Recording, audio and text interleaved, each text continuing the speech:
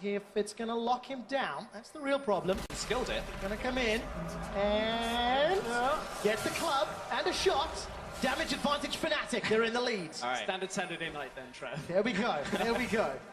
DPM is off the charts in the early game. Yeah. I'd actually have to find out if Cly landed that auto attack, because by about 25 minutes in the last game, he'd only dealt 350 damage to champions. So It's not a super pivotal stat, but it is a fact. Well, Nice fact. yeah. All right, so what is the bait? Recall. I didn't see if that ward came down from Fnatic actually after Forgiven had already run past.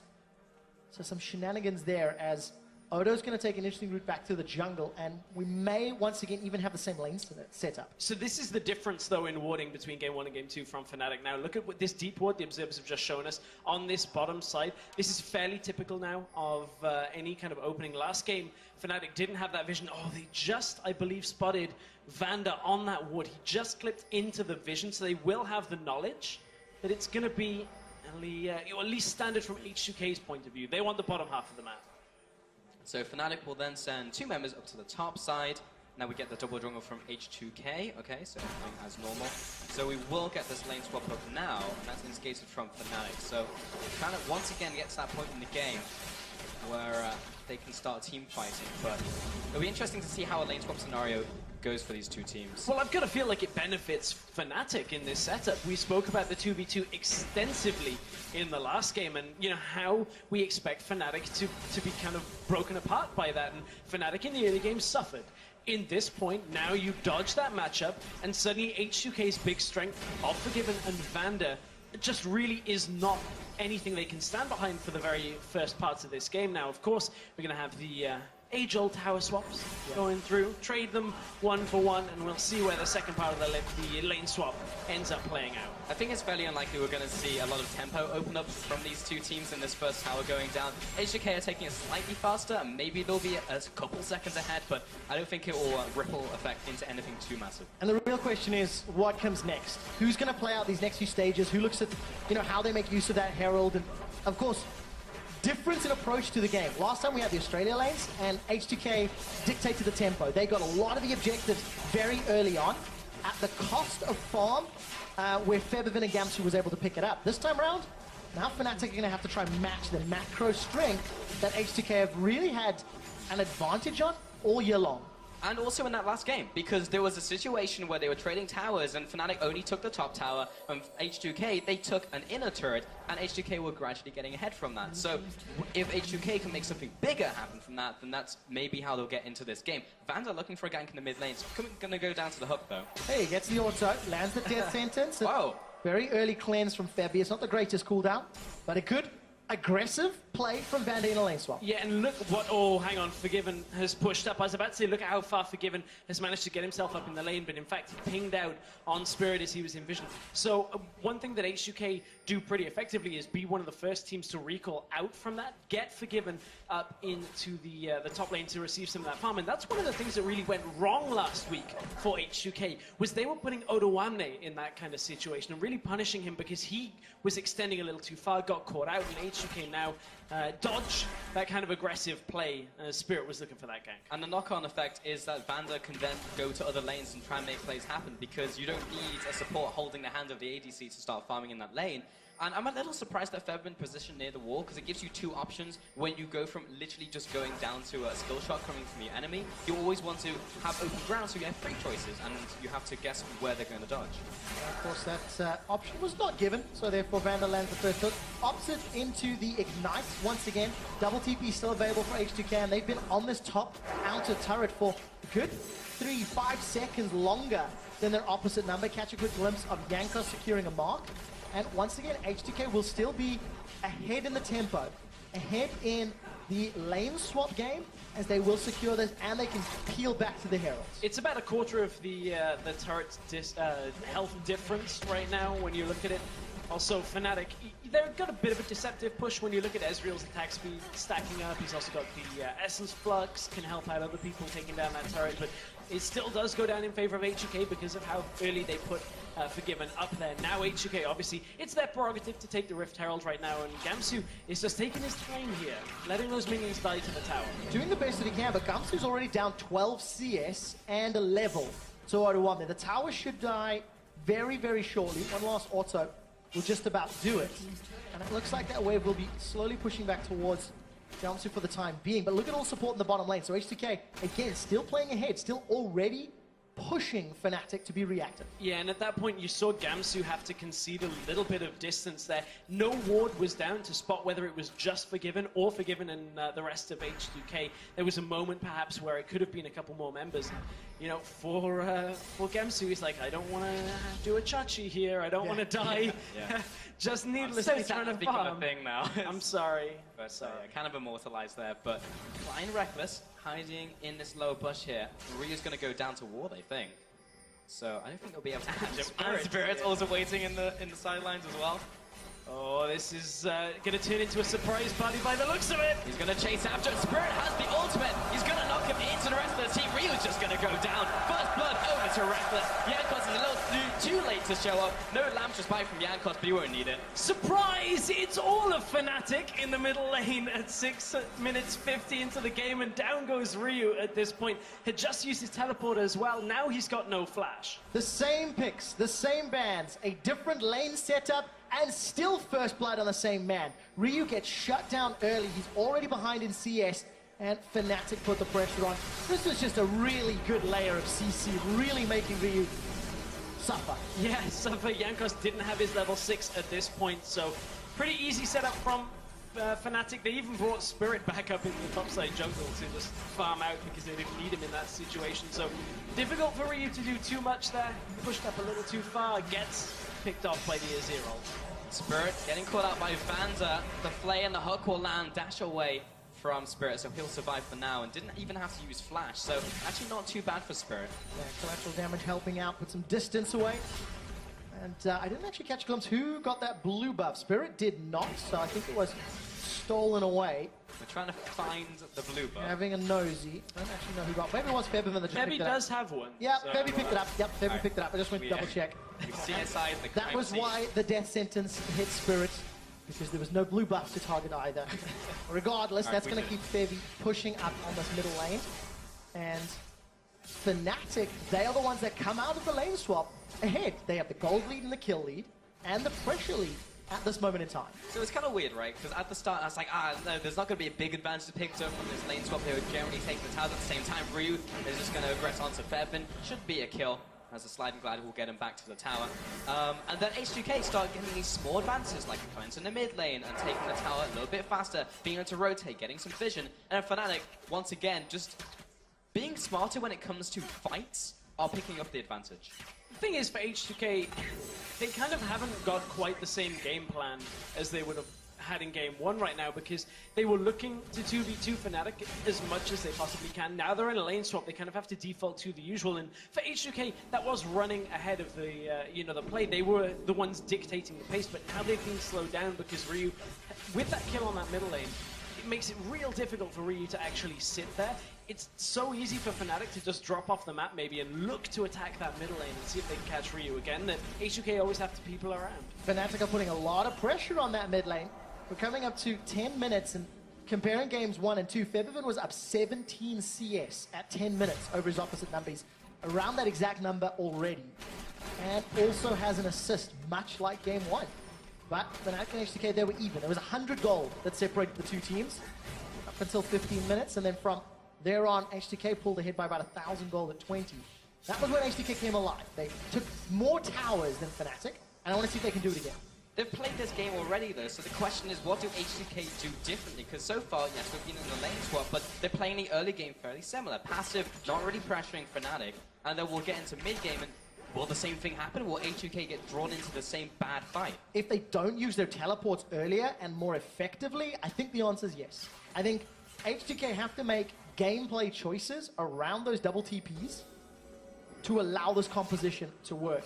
Jankos walked over a couple of wards that Fnatic had placed, getting a lot of value out of that vision, and just making sure they're in the right place at the right time. I think one of the real difficulties though for H2K when you look at it was Ryu wants this. Just a little tap. He just was like, I have damage, beware. For H2K, they're running the likes of like a Maokai, a Kalista, a Thresh. These are picks that you can't really win the game without, you know, cracking a few eggs and team fighting slightly. So they're looking for picks in some kind of skirmishes, but the problem is Fnatic were grouping very effectively when those fights kicked off. So, you know, it's on H2K to pick and choose the right fights, which I'm getting a little bit nervous when I say that, because that certainly has been the difficulty for H2K. Fool me once, not going to get him again in that situation. Well, kind of point the case in point on screen, because we saw Clyde just basically disengage a potential engage from H2K, so they're never really able to find their own fight. It's always reactive to Fnatic, and that's what led up to the losing fight last game. Let's take a look how this pressure goes down. Fnatic are able to wave there. H2K don't really commit to any sort of damage with very short-range champions, and the fact that Forgiven was shoving out down bottom. He's got himself plus 12 CS over his opposite number. Had to pause to actually count. Now H2K are moving, once again placing vision, once again enabling aggressive farming for Forgiven. Yeah, but look at the aggressive positioning from Gamsu in this situation. He can push up fairly effectively. The only thing that really will undo him is if somehow Ryu gets the right position to TP into this lane, which is tough against Echo. He's got the mobility in a long lane to keep himself alive fairly easily. So it would be on H2K actually orchestrating that and baiting Gamsu down the lane, which is very tough against an Echo. Gamsu and Spirit will also take away this Herald, which is actually fairly nice when you're against the Devourer jungle, because that gives 2 stacks over them. So denying that is just an okay play. This will probably go to, okay, it's going to go to Gamsu. But this is eerily similar to the last game, because top lane Odo only slightly ahead in farm. Mid lane Fevvin is in the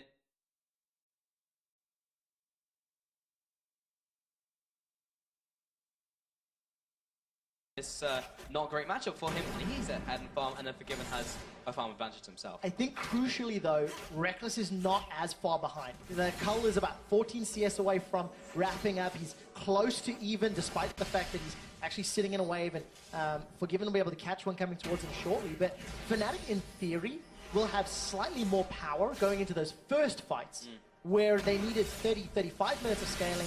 Now they may need just slightly less because of the farm that they've been given. That's fair. And for Fnatic, when you look at it, this early game, even if they have a slight disparity, as we said in the last game, they showed us that it didn't really count too much against them. So despite Febiven's matchup, despite Reckless needing time, they'll be fairly happy that they're in a situation here. Whereas you said they're better off than in the last game. So for Reckless, we saw his team fight decision-making and mechanics were what turned that game around for him. It wasn't the fact that he gained a whole lot of extra farm by freezing. It was just purely outplaying in team fights. Well, that's a scary thought then, because now he's not going to be behind, and he still has those abilities. Yeah. So H2K continue to apply some pressure where their duo, Forgiven and Vander, going to have some support coming up with the mini-map. As Dragon is live, that will be one indicator of potential conflict. We didn't really see massive fights around it in the previous game. It wasn't like a huge priority, but you know, the teams were jostling for control without necessarily committing to giant fights. It's all about vision right now, though. Jankos places one over the wall there. Dragon is live, and I mean, when you're playing up against H2K, or you are H2K, 5 Dragons is always something that can happen in the game, even if you give one over to the other team. So priority has to be risen a little bit when you're playing into them. Yeah, and that is somewhat the case. Fnatic were able to bounce back in the previous game. Dragon picked up by H2K as Gamsu and Odo. They'll continue their trading. Slightly different itemization here for Gamsu as well. Got the chain vest and the Balmy Cinder. Previous game, he had the Visage and the Sheen, and wasn't able to bully Odo around. In this game, he hasn't really had too much time up against the Maokai 1 versus 1 until this point, so he's able to go the standard route of, you know, the Iceborne Gauntlet will be coming up next after the Sunfire Cape. But when you look at exactly how this game is panning out, Febby and Spirit managed to orchestrate that. Looked a little bit like a steal, but it was a pretty safe take. So one of the things that Vanda actually talked positively about Klai when he was on the LSS was Klai's ability to ward and his actual just emphasis on vision control. And you can see that Fnatic, they've got a couple of wards out right now, but I'm not quite seeing it yet from Klai. They haven't had too much presence to get out onto the map. They've got a couple now deeper into the jungle that have been set up in the last minute or so. But Klai, coming into last week, was actually the second highest ward per minute for supports, whereas, you know, a couple of his other counterparts ward a little bit less. But Klai, you know, the story is he's kind of been caught out a little too much at times, and over-warding, over-aggressive warding can be a cause of that. Maybe also clearing walls and getting caught by Yeah. Vanda. There's a wall over the wall. Klai knows there's someone there. Don't go for it. The tension was building. It really was waiting. I was like, come on, the setup Vanda. is just too good. Swing and a miss, you know, cast a curse, talking about warding, and then all of a sudden Vanda's there. Although Vanda's got a juicier target, he's looking for Reckless, connects with the death sentence. Teleport comes down early from H2K. They're going to carry on chasing. Reckless gets knocked up into the air. The support is there. It's Vanda that secures the kill with the help of a box. And H2K get one on the board. It's a flash play forward. Flash play, and they won't be able to get any more onto Spirit. He also flashes away, and Bevan over the wall, commanding those soldiers to put some damage onto Ryu. That would just be one kill over to H2K. It looked a little risky as Reckless managed to create a lot of distance, but one of the problems that H2K have to deal with now is Gamsu pushing in the top lane. So this was the catch onto Reckless. So immediate flash as soon as it's available from Reckless into the arcane shift. And from here, look, teleport only just completes from Odo to get himself into the fight. So H2K didn't feel confident enough to just continue this fight at first, but he got Ryu around the side, looked for it, and got a couple more flashes out from Fnatic. So H2K are looking for these small skirmishes, and that one was successful for them, but they did then have to kind of get dragged back around the map to deal with Gamsu. It's also just small things, but that play shouldn't always be so easy for Vanda, because usually you walk back and forth when you're hitting a target, you keep stutter stepping and make it harder for someone who is in that position to land a skill shot against you. But Vanda played it perfectly. He waited until Reckless was going to be an auto attack animation, and even if he did decide to back up, he would hook him regardless. So it's small mechanical things like that which just separate the pros from everyone else. Yeah, very well played by H2K. And they're going to need more of those moments, more of those opportunities which really were not available or not taken from the previous game. He's going to run forward. Desperate power to clear out the wave. Looks way more menacing than it actually was. Not really desperate, is it? It's No. like overkill. Yeah, exactly. I want this. Right, Rift Herald will be challengeable because we are in Europe, and that's what these teams do. Rift Herald is secured by H2K, and they're chasing down Yankov. The Elandra spy will buy some time, but here comes Feather. Well, Bevan is incredibly low. He's going to be chased after. That's a 1-for-1 trade. Ryu is also caught out, and the jump into it from Spirit. Point blank range. He'll take him out with a shotgun over the wall. The Vanda will be Oda-1. They save you. 2-for-1 to Fnatic. And at that point, Fnatic managed to, despite losing the Rift Herald, managed to take the fight again once they group around Spirit's damage. And Featherman tried to shuffle his way into the Lamb's Rest, but Odoamne, hooked by Gamsu. Oh, Gamsu dragged into the tower. He still has Chrono Break, and he'll have to use it there to get back to his team. Whew. Everything getting a little tense over the last minute or so here. Fnatic with a couple of picks. And they managed to put some pressure onto H2K. They are the ones in control, and another team fight around the Herald. Fnatic may be reading H2K's priority on that objective. So Spirit didn't smite during that, couldn't get himself the steal. Featherman, so much damage came out here. He was just trying to edge around that Kindred ultimate. Ultimately fell, but look at the damage Spirit has right now. This is what we have become accustomed to seeing. That damage-focused jungler can really, help bolster the team fighting presence of a team like that. And Spirit just comes out, end of the line, really chunks through H2K. Yeah, I think the real tragedy was no one picked up Doom Team. Yeah, yeah. The spike came out from Yankos and they couldn't get to it. Mid lane Bevan. Oh, the damage. I really underestimate the last overload coming out. It's just like chunks of like 20% of their health. And Featherman will walk back. He's good to go for now. Yeah, manages to survive the trade, and that's something Featherman did multiple times in the previous game, and was able to just farm his way up to an itemization point where it didn't matter. Yankos will almost catch Klai out, and H2K are going to continue ward up, and look at Forgiven. Forgiven always has support from the rest of his team placing vision. Much better early game out of Fnatic, though, when you look at it. I mean, despite H2K getting the gold from Rift Herald here, that extra 250 that added to them, Fnatic still coming into this 20-minute mark ahead. Big departure from the last game. About 1,000 gold up for Fnatic. But look what H2K is going to do in response to that. Push that bottom lane out. And that's one of the things we really didn't see H2K focusing on, was pushing down into the weaker points. This time, yes, Reckless was there. It was going to be a 2 versus 2, but they brought the third person over in time for Dragon, push the tower, pull back to the Dragon. Then they may even look to cut across the mid. Depends on whether Fnatic choose to fight here or whether Fnatic put any resistance up. The timing is always so perfect from H2K, but Fnatic's just going to say, stolen! I'll just steal it from you! Spirit will take that one away. Two-shot Barrage lands with Vanza and Ryu, and Jankos survives with the land for Spite. Meanwhile, on top lane, tank battle. And Gamsu's still trying to push here. Let's find out who wins it as they two back away. Whoa, Fnatic. Super tanks. Fnatic say, hey, H2K, you think you're good at Barons? That is what Fnatic is famous for. They have moved towards the pit. Instead, going to be playing the bait game. Nobody from H2K has responded just yet. But they got a TP from Ryu in that situation. So again, here they go. They find Forgiven, the slide, the glide, the kill over to Feathervin.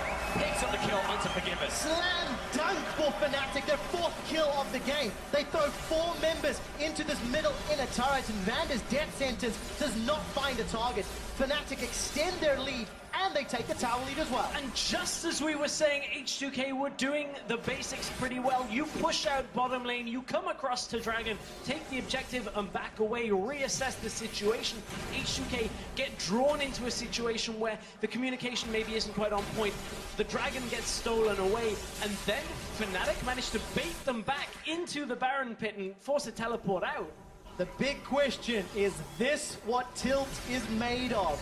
That could be such a pivotal moment. Oh! Sentence on top, baby! He's in trouble, but luckily there's some support. Odo is now on the front line. Reckless did not back away, and nobody's died yet. There may be a re-engage from H2K, but they simply can't get there. They're going to go for the Baron instead at this point. Look at how they're baiting them in. Fnatic are scattered, and H2K, they want to start this, but it's risky. The longer they hesitate, the more chance there is for Fnatic to contest this. It's a couple seconds late. Let's find out what H2K can do. There's 3 members of Fnatic still nearby. Baron down to 4,000. The rest of Fnatic, they're deciding to move in. Parallel convergence could stop 3. Yes! 2,000 health left. Jankos goes down. They can't get it. Spirit with a steal, and that's 2 kills. Fnatic, this could be a second game in the bank. 6,000 gold in the lead. Baron buff on their team, and they're barreling down the middle lane. Spirit is dancing in his chair here at the Ahoy in Rotterdam, and they are pushing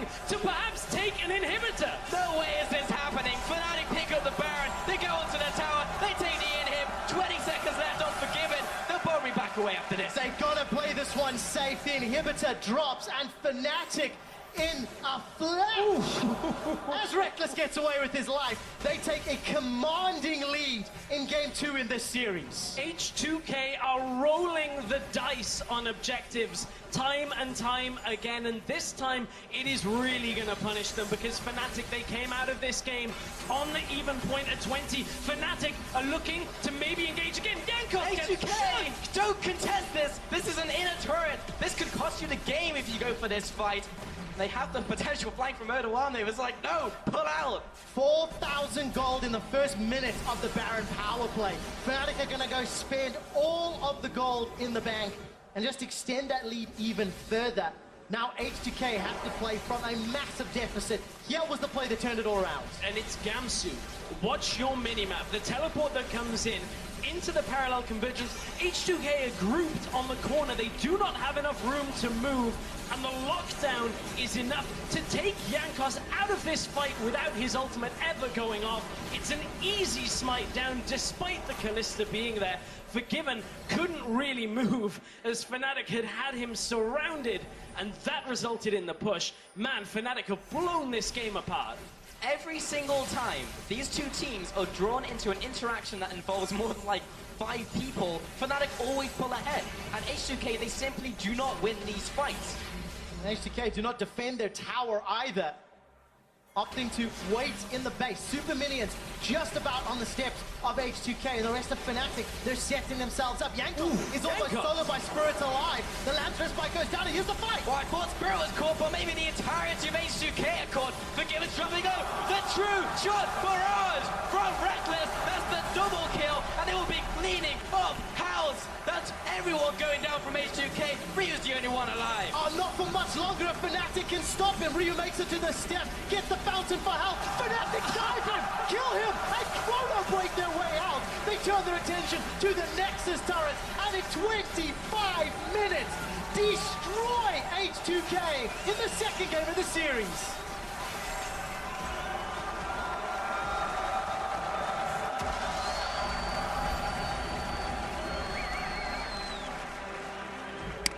If you blinked, you could have